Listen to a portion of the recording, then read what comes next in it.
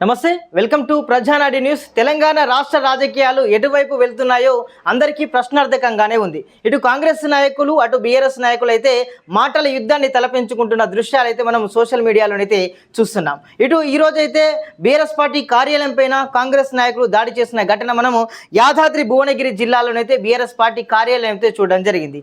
So నిన్ననైతే BRS పార్టీకి సంబంధించినటువంటి అధ్యక్షులు ఎవరైతే ఉన్నారో రామకృష్ణారెడ్డి, అదేవిధంగా మాజీ ఎమ్మెల్యే పైల శేఖర్ రెడ్డిలు అయితే ఒక ప్రెస్ మీట్ పెట్టి మాట్లాడారు.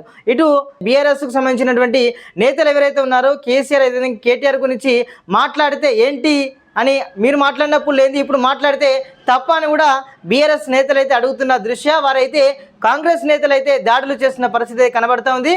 అయితే ఈ యొక్క దాడికి సంబంధించి మాజీ మంత్రి కేటీఆర్ అయితే స్పందించారు. ఇందిరమ్మ రాజ్యంలో ఇలాంటి అరాచకాలు ఏంటి అని కూడా అతను ప్రశ్నిస్తున్నారు.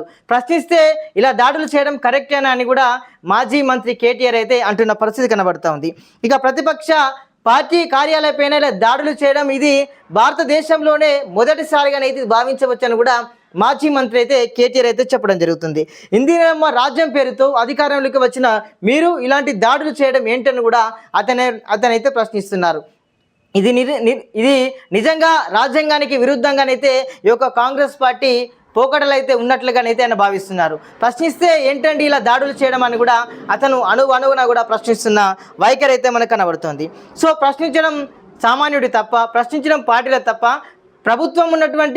ప్రభుత్వానికి ప్రతిపక్ష హోదానైతే ఎంత ముఖ్యమో ఒకసారి ఆలోచించాల్సిన అవసరం ఉందని కూడా మాజీ మంత్రి అయితే కేటీఆర్ అయితే తెలియజేస్తున్నారు. సో బీఆర్ఎస్ ప్రభుత్వం హయాంలోనైతే ఇలాంటి గొడవలకు, ఇలాంటి దాడులకైతే ఇలాంటి పొంతన లేదని, నిజంగా చెప్పాలంటే బీఆర్ఎస్ ప్రభుత్వం హయాంలో ఇలాంటి దాడులు అసలే జరగలేదని కూడా మాజీ మంత్రి అయితే కేటీఆర్ అయితే స్పష్టం చేసిన పరిస్థితి.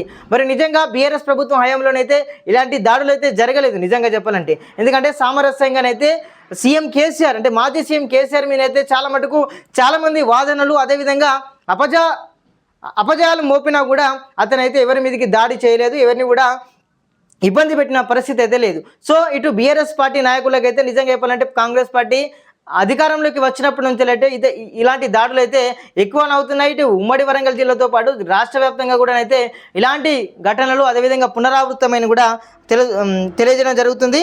ఇక బీఆర్ఎస్ పార్టీ కార్యాలయంపై సంబంధించి అదేవిధంగా అక్కడ నుండి సామాగ్రి ధ్వంసం అవడం కాకుండా చాలామంది బీఆర్ఎస్ నాయకులపై కూడా బీఆర్ఎస్ నాయకులు కూడా గాయపడడం జరిగిందని కూడా మాజీ మంత్రి కేటీఆర్ అయితే చెప్పడం జరిగింది.